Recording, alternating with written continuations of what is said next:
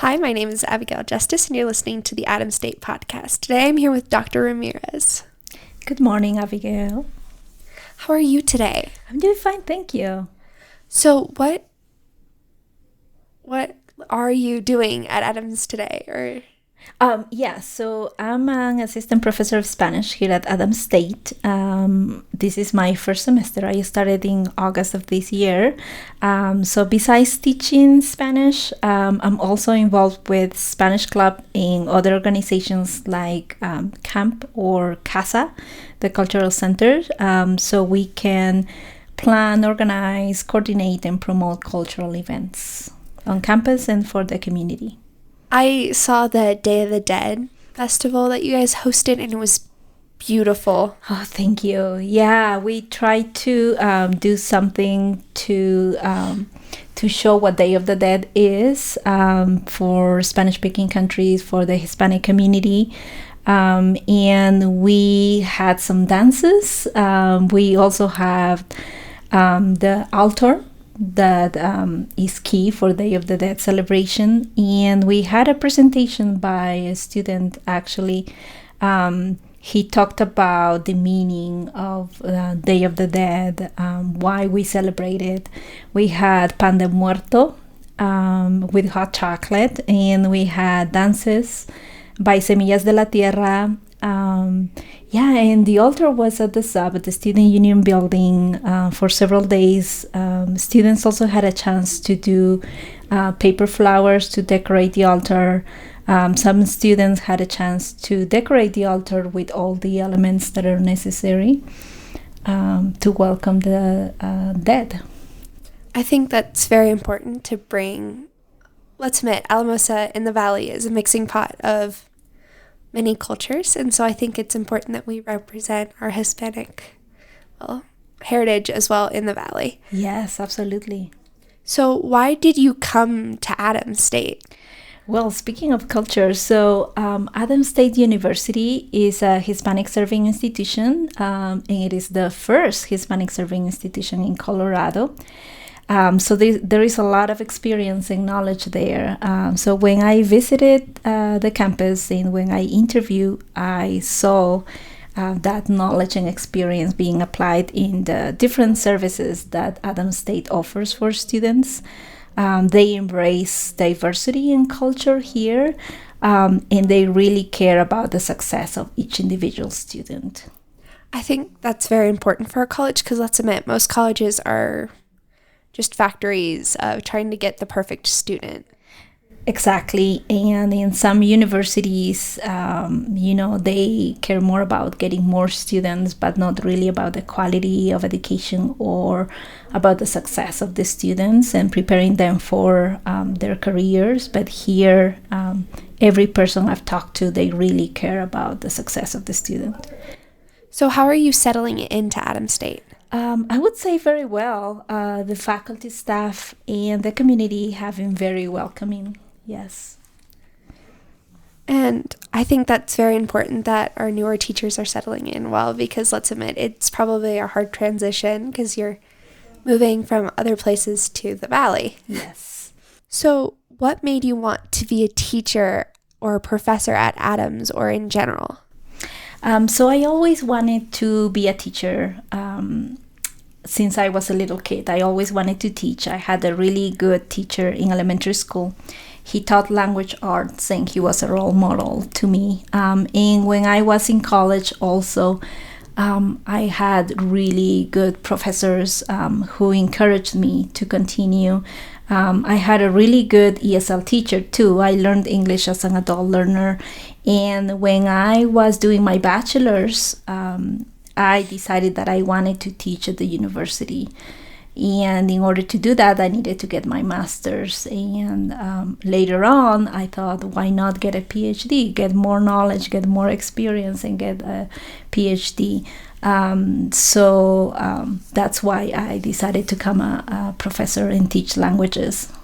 I know personally, my dad's a ESL, at least was an ESL teacher when I was growing up. So you got to see students learn English, and English is one of the hardest languages to learn, and especially if you're coming from a language that's like not structured like English. And yes. English has a weird structure too, so it doesn't help with that. It is a hard language to learn, and I can tell that because I learned as an adult. It wasn't easy, and I pretty much had to learn on my own. And I wanted to study at the university, so as I was taking my classes, my undergraduate classes, I was still learning, and I had to do a lot of reading, and had to read many chapters, many pages, and at the same time learn about how the educational system is here in the US, because it's very different from other countries. So it was challenging, but I want my students, because I teach both English as a second language and also Spanish as a second or other language. And I want my students to realize that learning another language doesn't have to be boring or painful, or it's not impossible to learn. No matter how old you are, you can learn it, you can master it. I know a lot of people worry about the pronunciation, or not being understood. But I tell them pronunciation doesn't have to be perfect, right? What you want to do is be understood by the people who speak that language. And it is challenging in the case of English, for example, because there are other languages that don't have the same structure, the same characters like the English language. With Spanish, it's easier because we use the same characters and we have a lot of cognates in Spanish and English. So I tell my students, take advantage of those cognates. Whenever you're reading, whenever you're talking to someone, take advantage of those cognates. You can guess the meaning. You don't have to know all the words. I don't think anybody knows all the words in their native language anyway. So you don't have to know all the words. The most important thing is to speak, to not be afraid of speaking, learning the language, and to expose yourself to a lot of vocabulary, and to try to watch movies, read, whatever you like to do, try to do that in the other language. So that's what I tell my students, and I know it's challenging, especially if you have heard or you had a bad experience learning another language. Or you have heard that, oh no, it's going to be impossible, or it's so boring, or it's difficult, because of the pronunciation differences. It might be difficult at the beginning or challenging, but if you really want to learn and you put the effort and the time, you can learn it. I think that's one of the most important things, just to try. And that's like one of our school mottos is just keep trying and try. Exactly. And what inspired, we already talked about what inspired you to teach, but what shaped you as a teacher? I would say my experience as a student and as a teacher here in the US and abroad. I have learned throughout these years, I have learned so much from my students and also from my professors, and I'm still learning. I'm always looking for opportunities to learn, to become a better teacher. But I would say thanks to my professors, thanks to my students, I have learned so much, and there is always place for improvement. So I love to learn. I think that's one of the biggest things that teachers have. They always are seeking to learn. We talked about you getting your doctorate. What was your dissertation on? So I wrote about the drawings and characters of a 19th century Spanish author. His name is Benito Pérez Galdós. In an interview, Benito Pérez Galdós said that he had drawn all the characters of his short stories and novels, and he wrote a lot, hundreds of stories and novels. He said that he had drawn all of his characters before he described them on paper. So I wanted to find those characters because it's not easy to identify the pictures and put them together with the descriptions. It's not easy because what he did is he would grab a big piece of paper, he would cut them in pieces, which he would use to write the manuscripts of his novels or short stories. And he would just grab a piece of paper and draw the characters he had met or he had seen that morning when he took a walk or went on a train to Madrid, for example. And he would draw a face, or he would draw a complete person. And then afterwards, he would put that paper away. And the next morning, probably he drew another character. He would put it away and then put other papers on top of those drawings. And then weeks later, months later, he would pick that piece of paper that had that drawing and he would continue writing a manuscript of one of his novels. So the drawing that you find in manuscript X is not necessarily the character of that novel or short story. But he was very descriptive. He would give a lot of details when he described his characters. So I would take those descriptions and then I would try to see if I could find those characteristics in the drawings that I saw. So I went to the National Library in Madrid, Spain, during a summer, and then I had to be there, sit there, and look at the manuscripts, get copies. At that time they had microfilms, and get some copies of those microfilms, the pictures, and then I had to put them in the computer, clean the pictures because they had some writing on top of them. I had to clean them, but making sure I was erasing the writing, but I was not erasing the characteristic that he wanted to show in the drawings.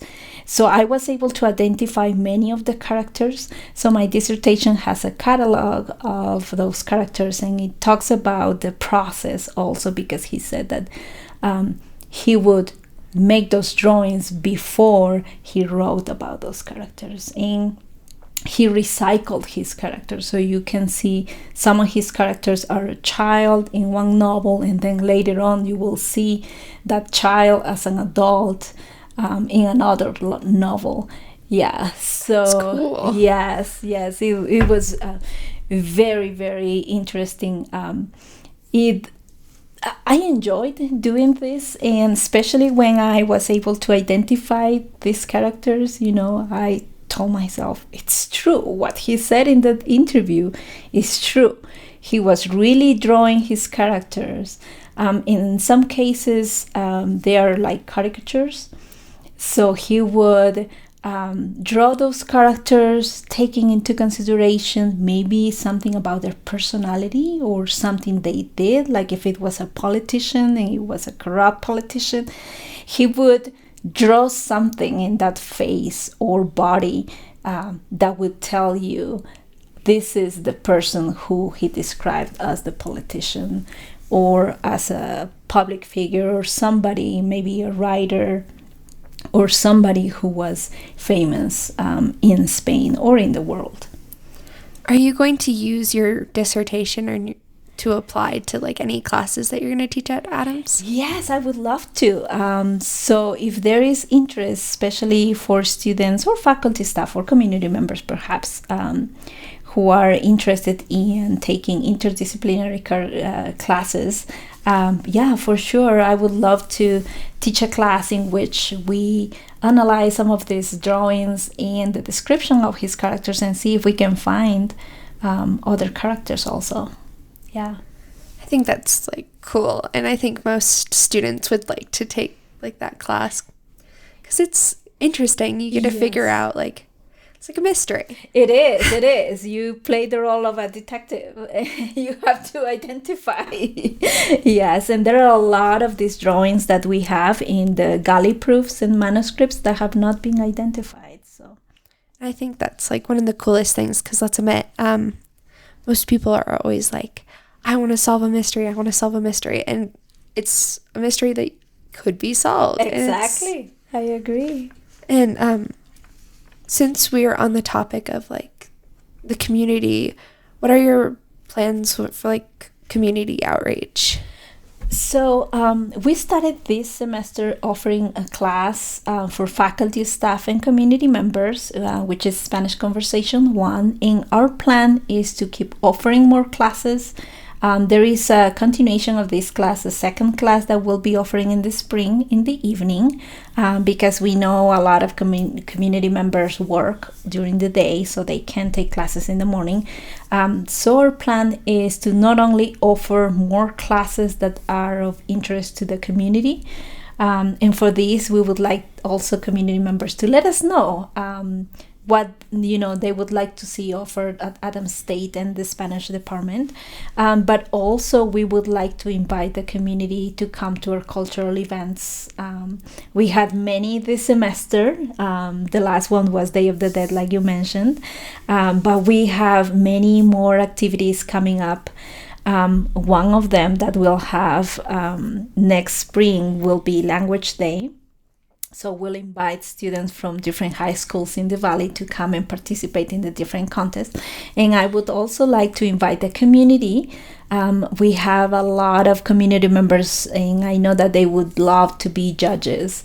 So we have musicians, we have people who have graduated from Adams State in the Spanish program. So I would like to invite them to come and participate, either as an audience or judges, and of course in our cultural events. And I also encourage students in my classes to go to the cultural events that we have in the community. So I think it's very important that we maintain that connection, the campus community and the local community. Yes.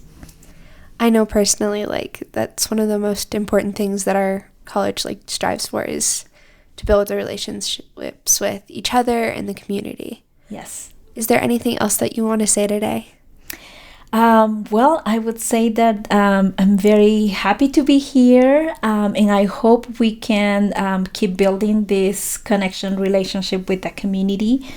And I also hope we keep working together, all of us, for the success of our students.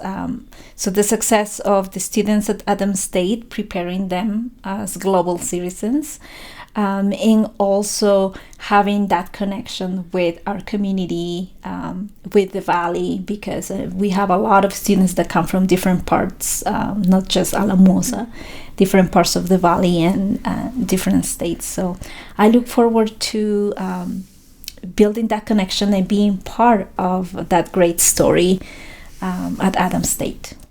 I want to thank you for coming on today, and I want to thank everybody for listening. Thank you.